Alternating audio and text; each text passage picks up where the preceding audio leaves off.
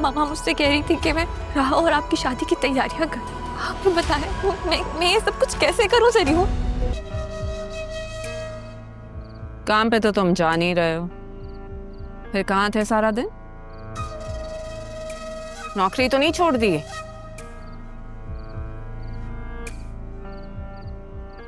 कुछ पूछ रही हूँ तुमसे।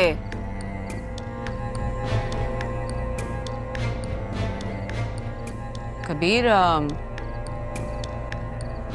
तुम ठीक तो हो ना? कोई परेशानी है? नहीं, कोई परेशानी नहीं है। सारी जिंदगी गुजर गई लेकिन तुमने ढंग से झूठ बोलना नहीं सीखा, और ना ही सच। कभी कभी मैं सोचती हूँ हमारी शादी हुई क्यों थी? शायद एक दूसरे की नफरत सहने के लिए। वैसे तो तुम पहले भी हमेशा मुझसे लापरवाह थे, लेकिन आजकल तुम कुछ ज्यादा ही गुमसुम हो।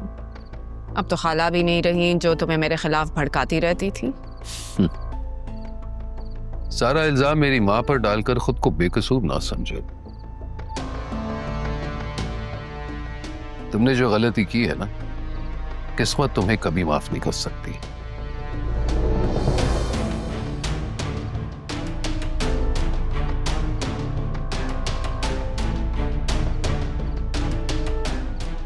ऐसा क्या किया है मैंने? किसी का आशियाना जलाकर खुद के घर में रोशनी की थी ना। तारा की बात कर रहे हो? वैसे हैरत है तुम भूले नहीं हो उसे अभी तक। याद रखो कबीर, इस गुनाह में तुम बराबर के शरीक थे। हाँ, इसी की सजा काट रहा हूं, और वो सामने आकर भी शायद मेरा चेहरा नहीं देखना चाहेगी। सामने आकर? तुम मिले उससे? अब तो मरने के बाद ही मिले मुझे। ढूंढ ढूंढ कर थक गया। मिल जाएगी तो मना लोगे? नहीं, वो नहीं मानते, लेकिन कम से कम माफी तो मांग सकता।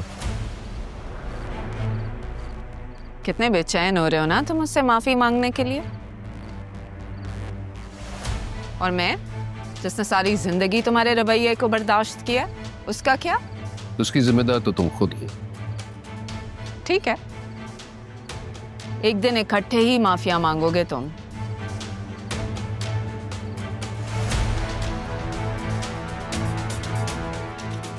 देखना मैं क्या करती, कब और कैसे तुम्हें मजबूर करूं।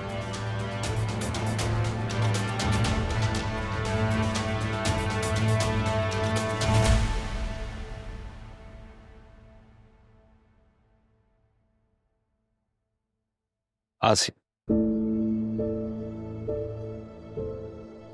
क्या बात की है तुमने आप ही से? मैं शर्म आनी चाहिए। क्यों?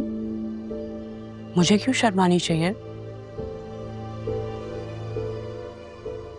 मुझे इज्जत से इस घर में ब्याह के लाया गया है, रिश्ता लेकर गए थे आप लोग, मैं क्यों शर्म करूं? नहीं, मैं समझ रहा हूं तुम्हारी बात, तुम क्या कहना चाह रही हो। एक बात याद रखना आसिया, कोई इंसान अगर कोई गलत फैसला लेता है ना तो उसे तब्दील भी कर सकता है, लेकिन मैं नहीं चाहता कि मेरी बेटी को कोई दुख पहुंचे। आप ही ने जितनी तकलीफों के साथ जिंदगी गुजारी है, किसी दुश्मन को भी वो दिन देखने ना पड़े। और ये तुम राहा और अरमान के बारे में क्या कह रही थी? जब तुम जानती हो कि राहा की शादी ज़रियून से ही होगी, चाहे तुम कुछ भी कर लो। मैं जानती हूँ मुझे कुछ भी करने की इजाजत है अदील, बट मैं राहा और ज़रियून की शादी की तैयारियों की बात कर रही थी। सोचा तो ये था कि बतूल की शादी होगी उससे, अब वो तो होने से रही, तो अब राहा के साथ जो जाने अनजाने में मैंने गलतियां की हैं, उन गलतियों का कफारा अदा नहीं कर सकती क्या? मैं तुम्हें समझ नहीं पा रहा हूँ। लेकिन मैं सबको समझ गई। तारा को तो मैं कुछ नहीं कह सकती, लेकिन राहा के साथ मेरा बिहेवियर बहुत बुरा था। तुमसे और राहा से मैं माफी मांग लूंगी, बतूल को भी समझाऊंगी, वो भी समझ जाएगी। आखिर वो भी तो उससे बहुत प्यार करती है। तुम अचानक is everything alright? Yeah, everything is all right. जब राहा और ज़रियून को साथ देखा तो अंदाज़ा हुआ कि मैं नहीं कर सकती अपनी बेटी के साथ ज्यादती। जो राहा का है वो राहा को ही मिलना चाहिए।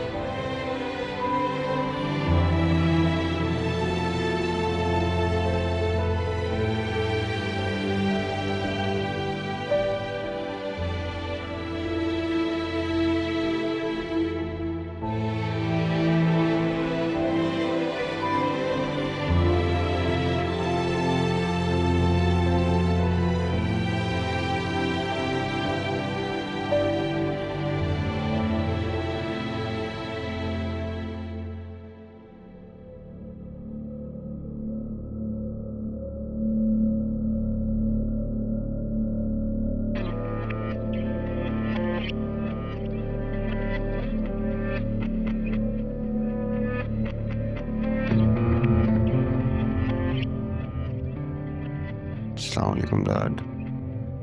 Good morning. मॉर्निंग। कैसे हो? मैं ठीक। डैड आप दादा जान के घर क्यों नहीं जा रहे हैं? अतील चाचू पूछ रहे थे मुझसे।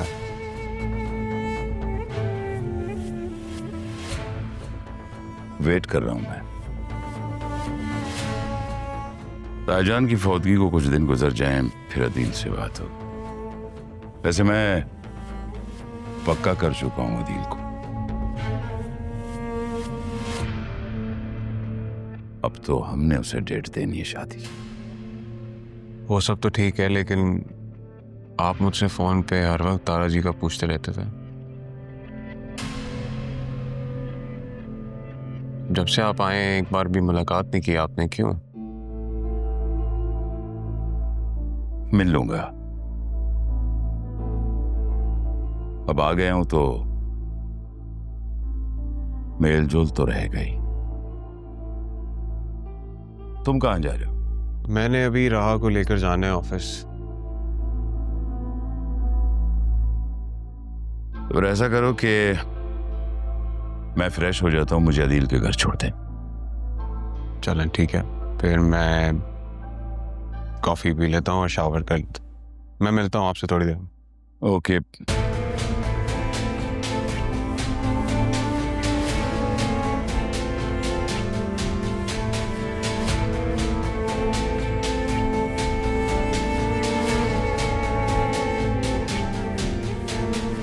अदील, मैं इतने दिन ताईजान की वजह से बात नहीं कर सका तुमसे। दायर है, दुख ही ऐसा है। क्या सामने? अरे वसीम भाई, आपने कहा था 3 वक्त का खाना आप हमारे साथ खाएंगे, उसके बाद तो आप आज ही नजर आए हैं। भाभी क्या करूं मैं?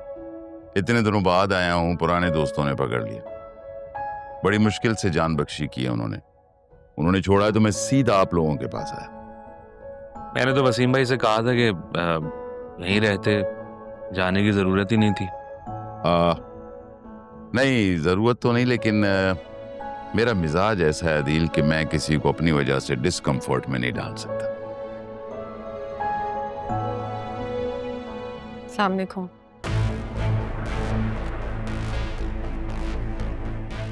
वालेकुम सलाम। कैसी उतारा?